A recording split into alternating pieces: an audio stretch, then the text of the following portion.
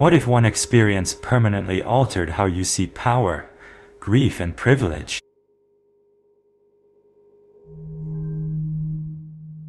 In the late 1960s, the psychedelic revolution brought not just altered states, but a deeper awareness of power dynamics and privilege. This video delves into the integration of psychedelic realizations into everyday life, exploring how these experiences can reveal layers of grief, challenge our understanding of power, and offer counterpoints to conventional wisdom.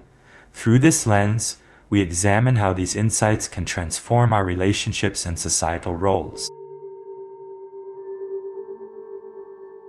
Psychedelic experiences often surface grief that has no name, not the grief of losing a person, but the grief of losing a story, the version of yourself that needed certain things to be true. In Sufi tradition, Rumi described the annihilation of the self not as destruction, but as the removal of illusion. What dissolves is not who you are, but who you believed you had to be. This grief is not pathological. The body holds its record in posture, in held breath, in the particular tension that arrives before speaking honestly in a room full of people whose approval still feels necessary. Integration begins here, in the willingness to feel that loss without immediately replacing it with a new identity to perform.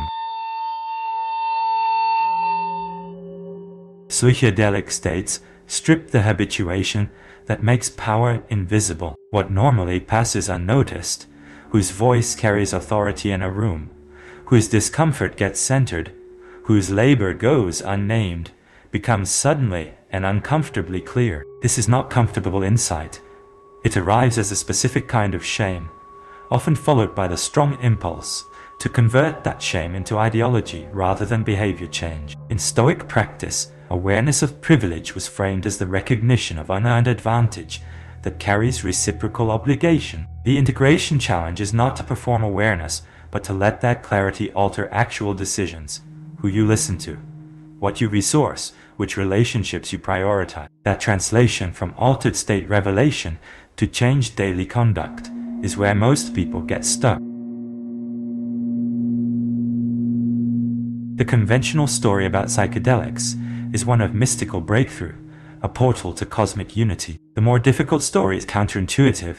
Many of the deepest insights from these experiences are quiet, practical, and unsexy. The ego expects revelation. What it often gets instead is a clear view of exactly where it has been dishonest in small repeated ways. In Zen training, Shudensa warned about the pursuit of dramatic Kensho experiences as a form of spiritual materialism. Seeking the peak instead of doing the actual work the peak reveals is necessary. The counterpoint that psychedelic integration offers to conventional wisdom is not that ordinary life is secretly extraordinary. The counterpoint is that ordinary life, its conflicts, its boredom, its relational friction, is the actual practice, whether you recognize this as such or not. The body registers what consciousness has not yet processed after a significant psychedelic experience.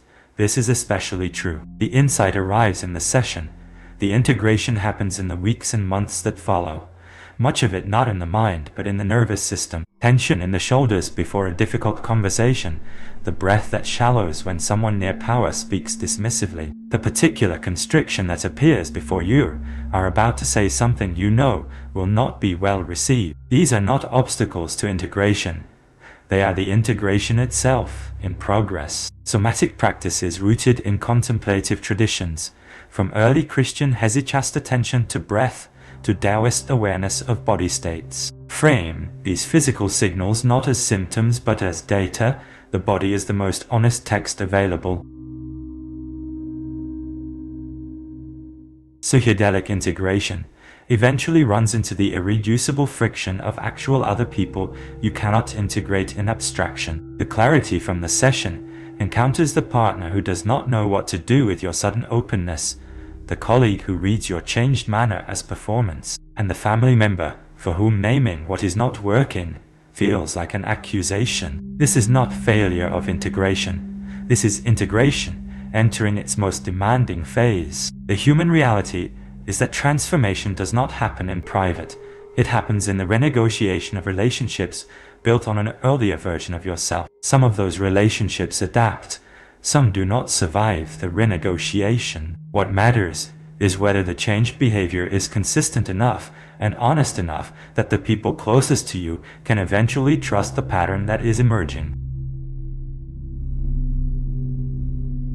What must we genuinely mourn before these insights become something we actually live rather than merely remember?